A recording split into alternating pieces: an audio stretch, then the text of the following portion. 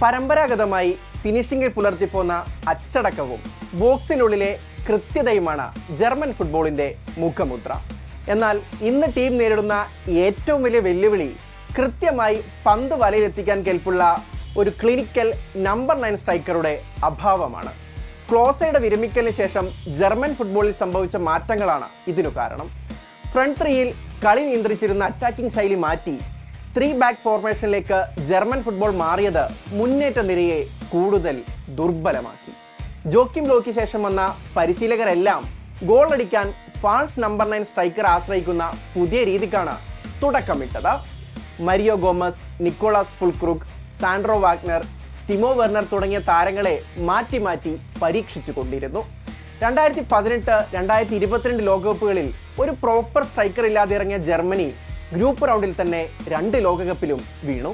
German football അക്കാദമികളും അവരുടെ പ്രമുഖ ക്ലബ്ബായ ബയേൺ മ്യൂണിക്കും മധ്യനിരയിൽ സാങ്കേതിക തികവുള്ള കളിക്കാരെ വളർത്തിയെടുക്കുന്നതിൽ കൂടുതൽ ശ്രദ്ധ കേന്ദ്രീകരിച്ചപ്പോൾ ഫിസിക്കൽ കരുത്തുള്ള പരമ്പരാഗത സ്ട്രൈക്കർമാരെ വാർത്തെടുക്കുന്നതിൽ പരാജയപ്പെട്ടു.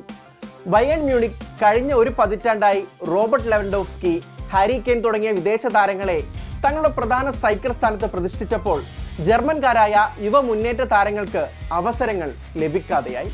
ഇതിനൊപ്പം പെപ് ഗാർഡിയോള ബയേണിൽ കൊണ്ടുവന്ന ടിക്കി ടാക്ക ശൈലിയും ഫാൾസ് 9 തന്ത്രങ്ങളും ജർമ്മനിയുടെ നേരിട്ടുള്ള ആക്രമണ സ്വഭാവത്തെ മാറ്റിമറിച്ചു.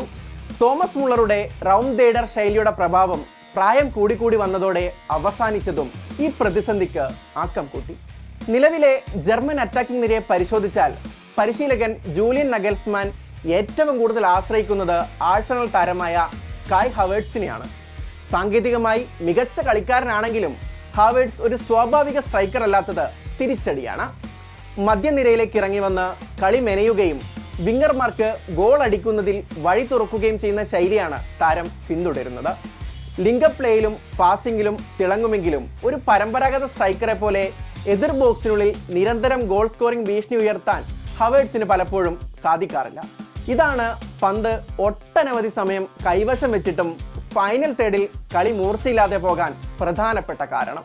നിലവിൽ ഡെന്നിസ് ഉണ്ടാവ്, നിക് വോൾട്ടമാഡെ തുടങ്ങിയ താരങ്ങൾ അവസരം കാത്തു ബെഞ്ചിലുണ്ടെങ്കിലും വലിയ മത്സരങ്ങളിൽ നഗൽസ്മാൻ പരീക്ഷണത്തിന് മുതിർന്നേക്കില്ല. ഗ്രൂപ്പ് ഇയിൽ ജർമ്മനിക്കൊപ്പം മത്സരിക്കുന്നത് ഇക്വഡോർ, ഐവറി കോസ്റ്റ്, കുറാസാവോ എന്നീ വ്യത്യസ്ത ശൈലികളിൽ കളിക്കുന്ന ടീമുകളാണ്. പേപ്പറിൽ ജർമ്മനിയാണ് കരുത്തരെങ്കിലും ദുർബലമായ മുന്നേറ്റ നിര കാരണം ഗ്രൂപ്പ് ഘട്ടത്തിൽ തന്നെ കടുത്ത വെല്ലുവിളി നേരിടേണ്ടി വരും. മുൻ ലോകകപ്പുകളിൽ സംഭവിച്ചതുപോലെ ചെറിയ ടീമുകൾക്കെതിരെ പോലും കൃത്യമായ ഫിനിഷിംഗ് നടത്താൻ സാധിച്ചില്ലെങ്കിൽ വലിയ അട്ടിമറികൾക്ക് ജർമ്മനി വീണ്ടും ഇരയായേക്കും.